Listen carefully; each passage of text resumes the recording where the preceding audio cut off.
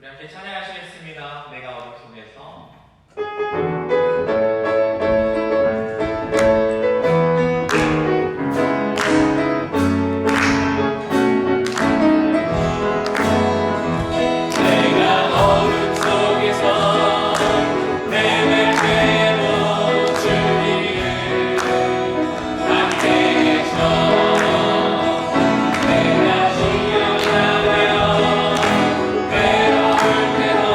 주님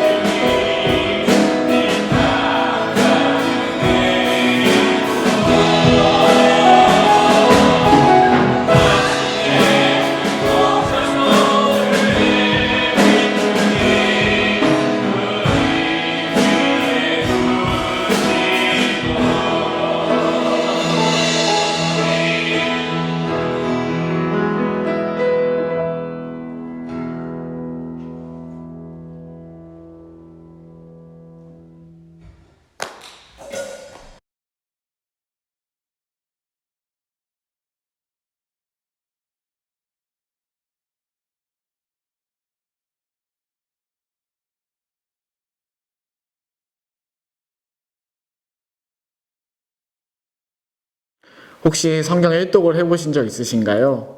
창세기 재밌게 보다가 출애굽기 보다가 레위기 때 살짝 주춤하다가 민수기 신명기 넘어가면서 언젠가 갑자기 잊어버리고 내가 지난번에 어디까지 봤더라 해서 다시 또 창세기.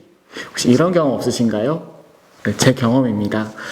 성경 말씀이라는 것을 읽으면서 이 말씀을 통해 하나님은 알고 싶은데 그 말씀이 마치 저 멀리에 있는 것만 같은 느낌을 받을 때가 많습니다.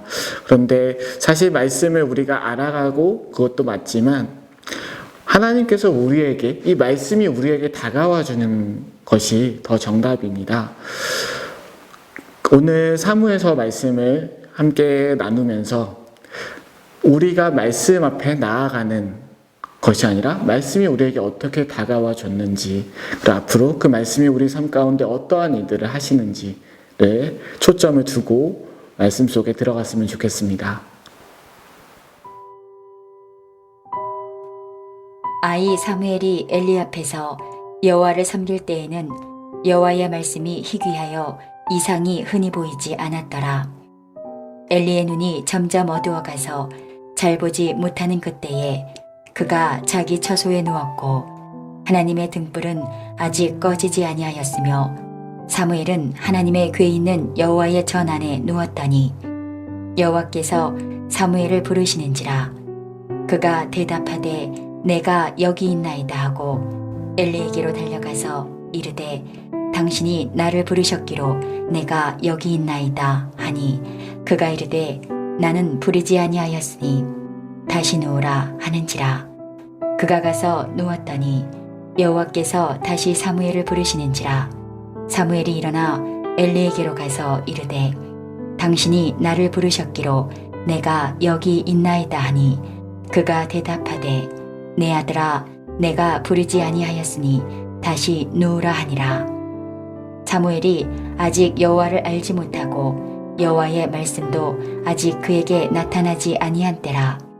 여호와께서 세 번째 사무엘을 부르시는지라. 그가 일어나 엘리에게로 가서 이르되 당신이 나를 부르셨기로 내가 여기 있나이다 하니 엘리가 여호와께서 이 아이를 부르신 줄을 깨닫고 엘리가 사무엘에게 이르되 가서 누웠다가 그가 너를 부르시거든 내가 말하기를 여호와여 말씀하옵소서 주의 종이 듣겠나이다 하라 하니 이에 사무엘이 가서 자기 처소에 누우니라. 여호와께서 임하여 서서 전과 같이 사무엘아 사무엘아 부르시는지라. 사무엘이 이르되 말씀하옵소서 주의 종이 듣겠나이다 하니 여호와께서 사무엘에게 이르시되 보라 내가 이스라엘 중에 한 일을 행하리니 그것을 듣는 자마다 두 귀가 울리리라. 최근에 저희 집에 이사를 했습니다. 제 방에서 몇 가지 변화를 시도했는데 그중 하나가 암막 커튼입니다. 정말 너무 마음에 드는데요. 커튼을 쳐놓으면은 방 안이 하루 종일 빛이 차단돼서 정말 깜깜하고 덕분에 숙면을 잘 취하고 있습니다. 그런데 상상력을 동원해서 만약에 이 지구를 둘러싼 암막 커튼이 있다면, 그 암막 커튼이 펼칠 수가 없는 암막 커튼이 있다면 어떻게 될까요? 우리의 하루는 수면 시간도 중요하지만 그보다 더 많은 활동 시간이 있습니다. 만약 거대한 암막 커튼이 이 지구를 덮고 있다면 나는 활동하고 싶은데 제대로 활동하지 못할 것입니다. 물론 현대 기술 발전으로 이곳저곳에서 전기를 통해 빛을 이제 끌어놓는다고 해도 여전히 빛이 가지 않는 어두운 영역은 존재할 것입니다. 이런 상황이 존재하기나 하냐고요? 적어도 지금은 아닙니다. 오늘도 창문 여니까 햇빛이 잘 들어왔고 비타민 D 잘 흡수하고 왔습니다. 그런데 오늘 본문은 약간 이렇게 암막 커튼이 쳐진 것처럼 오늘 본문이 묘사하는 세계는 약간 이렇게 전체로 둘러싼 암막 커튼이 있는 것처럼 깜깜한 상황인데요. 1절을 한번 제가 읽어드리겠습니다. 아이 사무엘이 엘리 앞에서 여호와를 섬길 때에는 여호와의 말씀이 희귀하여 이상이 흔히 보이지 않았더라. 오늘 본문에 나온 시대는 여러분이 아는 것처럼 사사시대입니다. 이 시대는 이스라엘 백성들이 하나님의 구원하심을 이미 받았고 약속의 땅도 왔고 익숙해져 갖고 이 땅에서의 풍요로움 아니면 또 다른 신들의 눈을 돌리다가 하나님께로부터 때때로 책망 혹은 벌을 받곤 했던 시기입니다. 저는 사사시대를 소개할 때 항상 한마디로 이렇게 소개합니다. 자기 마음대로 살던 시대. 왜냐하면 사사기 마지막 장 마지막 절에 이렇게 써 있거든요. 각기 자기의 소견에 옳은 대로 행하였더라 라고 말입니다. 이것이 암막 커튼이 쳐진 것과 무슨 상관일까요? 암막 커튼이 쳐지면 당연히 기존에 볼 수 있었던 것들을 볼 수 없게 됩니다. 그리고 어둠만 있게 되죠. 이 시대는 자기 마음대로 살던 시대였고 당연히 출애굽, 그 가나안 땅에 오게 해주신 하나님을 보지 않던, 잃어버렸던, 영적으로 어두웠던 시기였습니다. 그래서 1절에 보시면 여호와의 말씀이 어떻게 되었다고 나오나요? 희귀했다고 나옵니다. 이 말씀이 희귀했다는 희귀는 히브리어로 이제 야카르라는 단어인데 보석이라는 뜻입니다. 그래서 뭐지? 내가 잘못 찾았나? 말씀이 보석과 같았다는 건 반짝반짝 빛나는 건가 했는데 보석이 왜 귀한지를 생각해 보니까 알겠더라고요. 다이아몬드가 왜 비싸나요? 우리가 사는데 딱히 필요하진 않습니다. 하지만 물이나 공기는 너무 쉽게 구할 수 있죠. 하지만 다이아는 쉽게 구할 수 없습니다. 그래서 비싼 거죠. 그래서 이 말씀이 희귀했다는 것은 말씀의 가치가 높은 것도 맞지만 우리가 이 당시에 쉽게 볼 수 없었다는 것을 말합니다. 왜 우리 그런 거 있잖아요. 동물들 중에, 야생동물들 중에 희귀동물이라고. 개체수가 부족해지면 그 동물을 희귀라고 타이틀을 붙이죠. 이 시대에는 말씀이 너무나도 부족했습니다. 정확히 말하면 말씀을 찾는 사람들이 너무나도 부족했습니다. 말씀에 귀 기울이는 사람들이 부족했던 것입니다. 그러니 어떻게 됐을까요? 1절에 다시 한번 읽어드리겠습니다. 아이 사무엘이 엘리 앞에서 여호와를 섬길 때에는 여호와의 말씀이 희귀하여 이상이 흔히 보이지 않았더라. 말씀이 부족해지니까 나타난 현상은 이상이 안 보인다는 겁니다. 근데 여기서 이상은 하존이라는 건데 요거는 우리가 무슨 죽은 사람 살리고 병든 자를 고치는 그런 표적 같은 이상이 아니고요. 다니엘이나 에스더에서처럼 묵시적인 겁니다. 즉 하나님의 뜻을 알려주는 이상이에요. 기적보다는 하나님의 뜻을 알려주는, 즉 이 시절에 이상이 없다는 것, 말씀이 희귀해졌고 하나님의 뜻을 알려주는 것조차도 많이 없어졌다는 것입니다. 그런데 이렇게 암울한 상황 속에 약간 설상가상이라고 할 수 있을 만한 상황이 또 있습니다. 그거는 그 아래 1절 다음인 이어지는 2절을 보면 알 수 있습니다. 2절을 보시면은 엘리의 눈이 점점 가서 잘 보지 못하는 그때 그가 자기 처소에 누웠고, 영적으로 어두웠던 이때에 세상을 만든 이의 의도가 불명확해서 혼란했던 이 시기에 이 세상을 만든 이와 가장 가까운 역할을, 중개자 역할을 감당했던 제사장의 눈도 점점 어두워져 갔습니다. 어둠이 더해졌고 어둠 속에서 그나마 다른 사람들을 잘 인도해야 할 사람의 눈에도 그 어둠이 점점 더해진 것입니다. 이 엘리가 어디에 있었다고 나오나요? 2절의 후반절을 보시면 자기 처소에 누워있다고 나옵니다. 여기서 엘리가 누운 자기 처소를 잘 기억하시고 3절을 같이 한번 읽어볼게요. 3절 읽어보겠습니다. 시작. 하나님의 등불은 아직 꺼지지 아니하였으며 사무엘은 하나님의 궤에 있는 여호와의 전 아래 누웠더니. 자, 2절에서 엘리는 눈이 어두워지고 있었죠. 그리고 자기 처소에 누워 있었습니다. 하지만 사무엘은 3절에 어디에 누워 있었다고 나오나요? 여호와의 전에 누워 있었다고 나옵니다. 둘 다 같이 성막에서 봉사하던 사람이었으니까 사실 둘 다 여호와의 전에 누웠다고 해도 됩니다.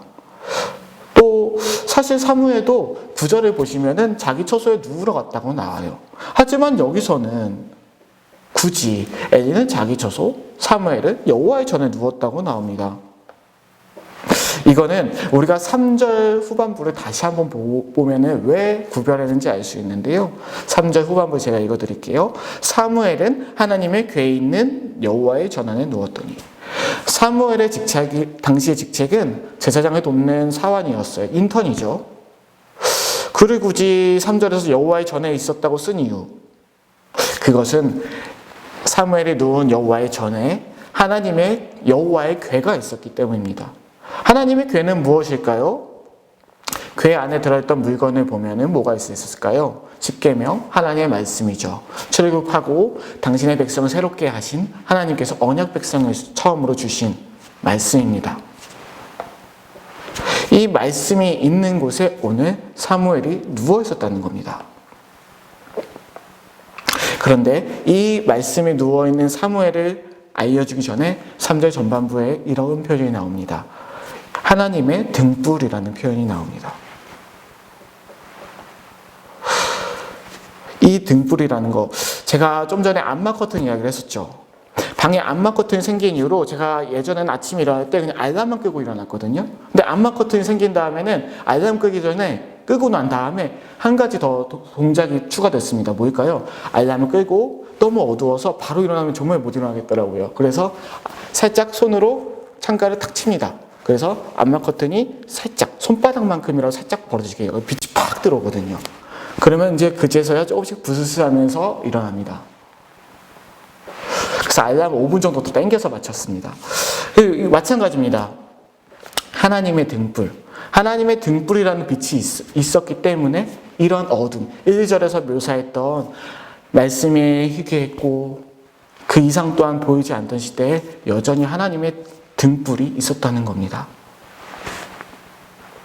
이 손바닥 넓이만큼 들어오는 빛 덕분에 저는 움직일 수 있었던 것처럼 이 작은 빛이 하나님의 말씀을 대로 살 수 있는 사람을 움직이게 할 수 있었던 것입니다. 자, 근데 여기서 등불에 대해서 조금 더 집중하고 싶은데요.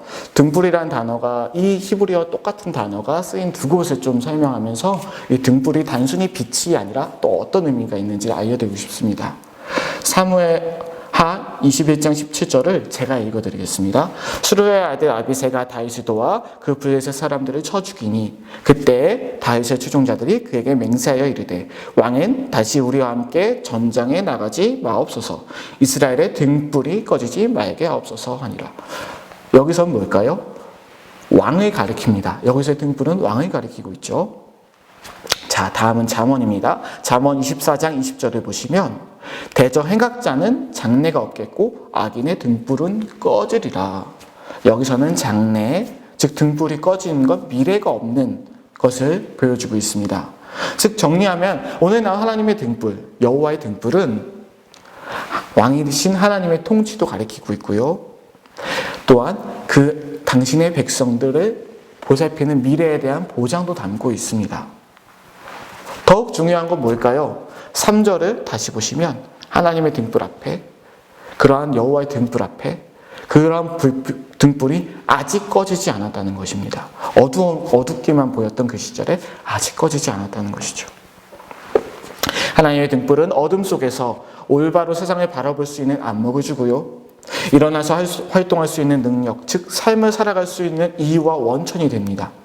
누구와 함께요? 하나님의 궤, 하나님의 말씀을 가까이 한 사람과 함께입니다.